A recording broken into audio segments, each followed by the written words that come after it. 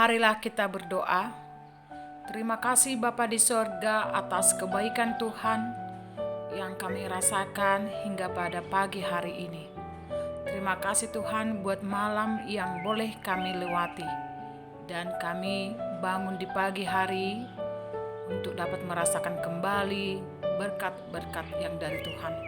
Sebelum kami melakukan segala pekerjaan kami satu hari ini, terlebih dahulu kami akan mendengarkan firman Tuhan. Berkenanlah Engkau untuk memberikan hati yang bijaksana, agar kami mampu memahami serta melakukan firman Tuhan. Di dalam nama Yesus kami berdoa. Amin. Shalom. Selamat pagi Bapak Ibu sekalian dalam nama Tuhan kita Yesus Kristus, dan salam sejahtera buat kita semuanya. Apa kabarnya pagi ini?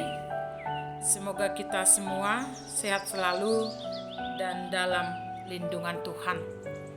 Yang menjadi nats renungan kita pada pagi hari ini tertulis dari Markus 10 ayat 45. Demikianlah firman Tuhan. Karena anak manusia juga datang bukan untuk dilayani, melainkan untuk melayani, dan untuk memberikan nyawanya menjadi tebusan bagi banyak orang. Di bagasan bahasa Batak di Doksongon, ainang anak ni jolmeipe, dada asa dioloi halak ibana, ubahin naro. Ibana do balik pangoloi, jala mangaleon hosana bahen tobus ni torok jolma ido sahatna. Salah satu sifat banyak orang adalah ingin memiliki kelebihan dari orang lain. Karena kelebihan tersebut, manusia berusaha agar dikenal oleh banyak orang. Tentu perasaan akan merasa hebat, bangga, dan bahagia bila kita bisa lebih dari orang lain. Termasuk ketika kita mempunyai kedekatan dengan seseorang, entah itu pejabat, petinggi, atau orang-orang terkenal lainnya. Pasti ada rasa bangga kalau kita bisa membuktikan kita memiliki hubungan yang dekat dengan orang-orang penting di sekitar kita. Perasaan istimewa memiliki hubungan yang khusus dan dekat dengan orang-orang penting. Nah, perasaan inilah yang membuat dua orang murid Yesus, yaitu Yakobus dan Yohanes, anak-anak Zebedeus, mendatangi Yesus dan meminta kedudukan khusus pada Yesus. Seperti yang kita ketahui dari 12 murid Yesus, ada 3 orang murid yang menjadi sahabat atau yang paling dekat kepada Yesus, yaitu Simon Petrus, Yakobus, dan Yohanes. Yakobus dan Yohanes, mereka datang kepada Yesus dan mengatakan agar Tuhan Yesus memperkenankan mereka duduk di dalam kemuliaan-Nya kelak. Yang seorang di sebelah kanan dan yang seorang lagi di sebelah kirinya. Sangatlah jelas kedua murid Yesus ini meminta kedudukan khusus pada Yesus lebih dari murid-murid yang lain.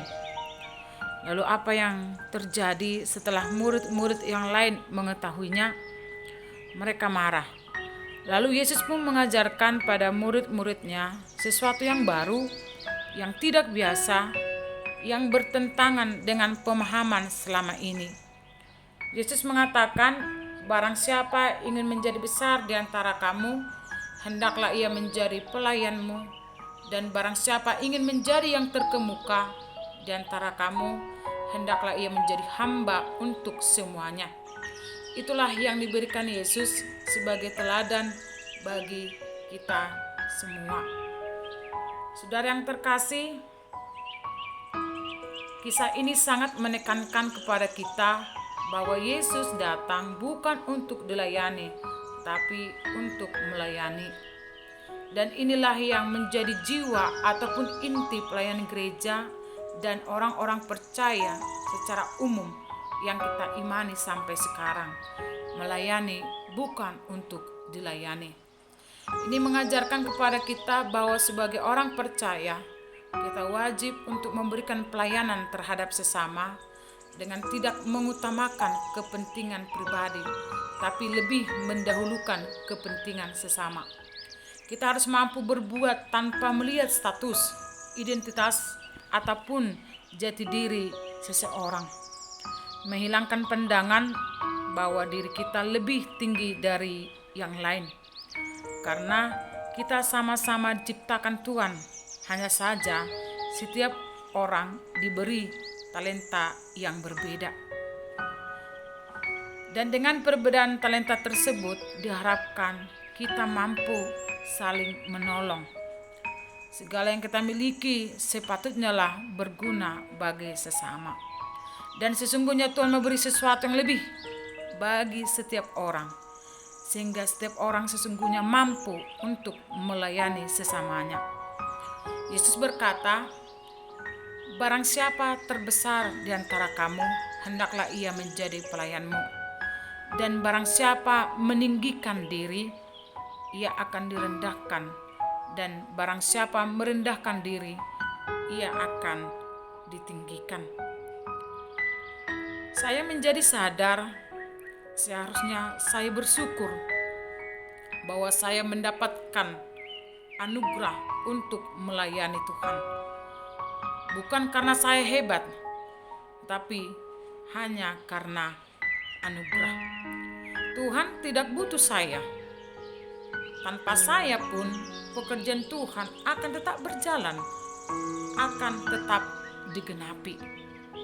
Demikian juga kita semua, saudara yang terkasih. Tentu di dalam kehidupan sehari-hari kita diperhadapkan oleh banyak orang.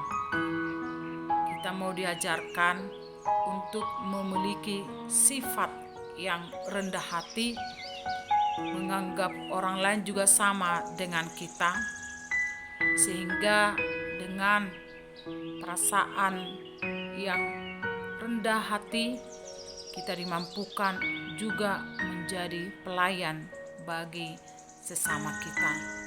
Amin. Kita berdoa. Terima kasih Bapa di sorga buat sapaan firman Tuhan yang telah mengajari kami agar kami boleh menjadi pelayan bagi sesama kami. Terima kasih Tuhan firman-Mu yang telah kami dengarkan, yang memberi pengajaran yang sangat berharga, agar kami mau merendahkan diri demi iman percaya kami kepadamu. Sekalipun kami tidak mampu seperti-Mu, tetapi tuntunlah kami untuk setia padamu dengan kerelaan hati melayani sesama kami. Bapa di sorga, izinkanlah kami melayani-Mu di sisa waktu kami yang masih bisa kami jalani di dunia ini, agar kami semakin mencintai Tuhan, dan agar kami boleh menjadi saluran berkat bagi orang-orang yang ada di sekitar kami. Berkati Tuhan pekerjaan kami dalam satu hari ini, jauhkan kami dari segala penyakit dan juga mara bahaya. Terimalah doa permohonan kami ini, dan ampunilah segala dosa kami, di dalam nama anak-Mu, Tuhan Yesus Kristus, Tuhan kami. Amin.